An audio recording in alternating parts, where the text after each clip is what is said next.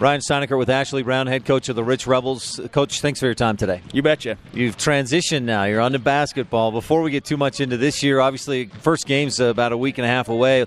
Let's recap last year. Made it to the state championship, lost a close one to Diamond Ranch. Looking back now on it, what are your thoughts on last year's season? I thought we had a great season.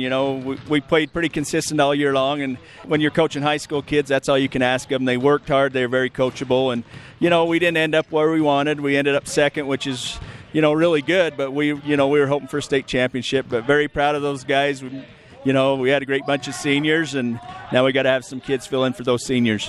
One of the things that sticks out in my mind about last year was the improvement from the beginning of the year to the end. I was at the 1A preview for the girls last week, and they beat Paiute, and it reminded me of last year. You lost to Paiute and Panguitch at the preview. You beat both of those teams at the state tournament. Yeah, you hope you're not playing your very best basketball, in November. You're in trouble probably in March. So we know we're not where we need to be, but, we just keep telling the kids you got to be better than you were the day before, and you got to be better than you were the week before. And, and they're working hard right now, and they're doing a great job, and they're learning as they're going. And so, as of right now, very proud of them. They're doing a great job, and, in a week and a half, we'll see where we fit in. 5 seniors graduated. All of them contributed in different ways. Mitch scored a lot of points, but you can't take away what Kyler did defensively, what Riker did, and what Ryland did on the boards, what Coy did all over the court. So what do you need to see from guys stepping up to replace those seniors who graduated? Our guard line is basically all of them graduated, and so, we're going to have some kids step into those spots. They're going to have to be leaders. They're going to have to,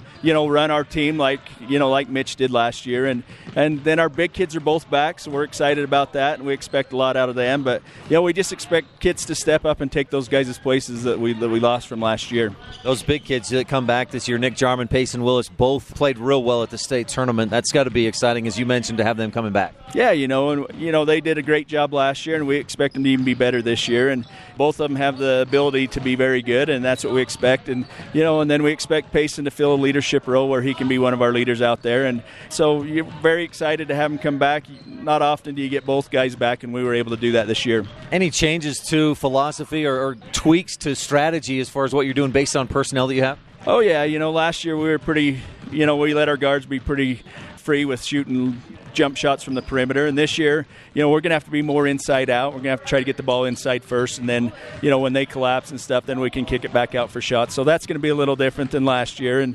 and we're working on that. And kids are doing a great job of getting the ball inside right now. And, that's something that we got to be able to do, because that's where we'll have an advantage on most teams. Teams that know anything about the Rebels this year will know you've got those 2 big guys coming back. They may try to pack the middle. That's something you'll have to deal with. Oh, yeah. They know that's the 2 kids they probably got to stop. And, so we'll probably see lots of zone, and you'll probably see teams not leave the paint. And so that's where our guards have to step up and make shots and create to make their teammates better. Anything special you're seeing so far in practice through a week? We're just very happy with the way they're willing to share the ball right now, That's the key is in this sport is you have to play together. You have to play as a team, both offensively and defensively. And so far they've done a great job at that. So many guys are fans of the Golden State Warriors. We talked about them a lot last year, and you see so many shots from Steph Curry that you go, don't shoot that. And you don't want guys to shoot. But the way that team shares the ball, it could be a good thing for basketball. Oh, yeah, because they could be very selfish. They're the very best of the best, and they're still willing to include their teammates, and that's why they're so good. And, so it is something that hopefully kids look at and see, well, they're willing to pass the ball, and that's what we want our kids to do, and that's something that we need to do.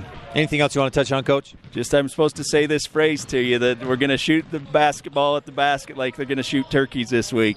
I could have just interviewed my wife instead of you today. Coach Ashley Brown, thanks so much for your time. Best of luck preparing for your first games. Okay, thank you.